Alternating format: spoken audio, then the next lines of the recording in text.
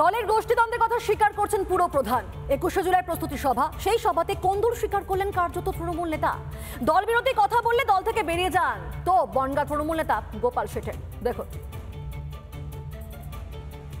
যে নেতারা 21শে জুলাই যেতে বারণ করবে তাদেরকে ধিক্কার জানাবেন। যারা রাস্তায় মাইকে দাঁড়িয়ে তৃণমূলের সংগঠন, তৃণমূলের প্রতিষ্ঠানের বিরুদ্ধে বলবে, তাদেরকে তাদের বিরুদ্ধে লড়বে।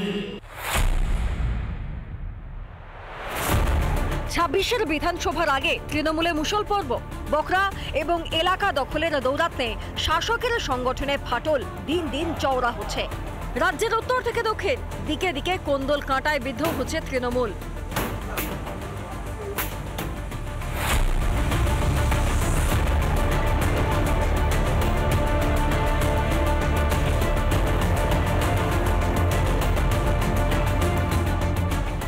ওই ওয়ার্ডের কাউন্সিলর মনিকা সোম গোলদার এবং ওনার হাজব্যান্ড অরিন্দম গোলদার, তারা বেশ কিছু লোকজন নিয়ে কিছু দুষ্কৃতী কিছু নিয়ে আমি বসে রয়েছি, হঠাৎ আমার ওপরে অ্যাটাক করে, আমাকে চট থাপ্পড় ফেলে দেয় কাদার ওপরে। সাধারণ পালেও একটা ছাত্র একটা সার্টিফিকেট পায় নাই, স্কলারশিপে সই পায় নাই, স্কলারশিপে সই না পাওয়ার জন্য অনেক ছাত্রের স্কলারশিপ বাতিল হয়েছে।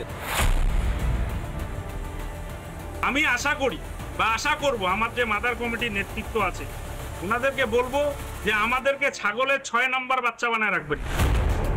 এই পরিস্থিতিতে এবার কার্যত কোন্দল স্বীকার করে নিলেন বনগাঁ পুরসভার তৃণমূলের চেয়ারম্যান। অনেক বিচার পৌরসভায় দেখেছি, দলের স্বার্থে সেগুলো প্রকাশ করিনি, কিন্তু 2026-এর নির্বাচন যার করতে ভালো লাগবে সে দলের সেনাপতি হবে, আর যার যে দল করতে ভালো না বাসবে দূর হয়ে যাক। এখানেই শেষ নয়, উচ্চতর নেতৃত্বের কাছে ব্যবস্থা নেওয়ারও দাবি জানান তিনি। আমার নেতা হলে আমাকে কাজ করবো, নেতা না হলে কাজ করবো না।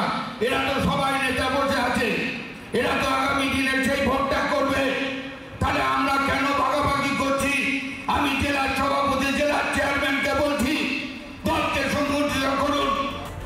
গোষ্ঠীদ্বন্দ্বের অসুখে শাসক কতটা কাবু, এইসব বক্তব্যই যেন তার প্রমাণ। বছর ঘুরলেই তো বিধানসভা ভোট, এর মধ্যে অসুখ সারাতে দাওয়াই কি মিলবে? রিপাবলিক বাংলা।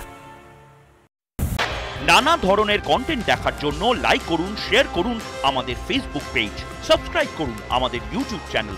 পাশাপাশি অন্যান্য ব্রেকিং নিউজের জন্য অবশ্যই চোখ রাখুন রিপাবলিক বাংলায়।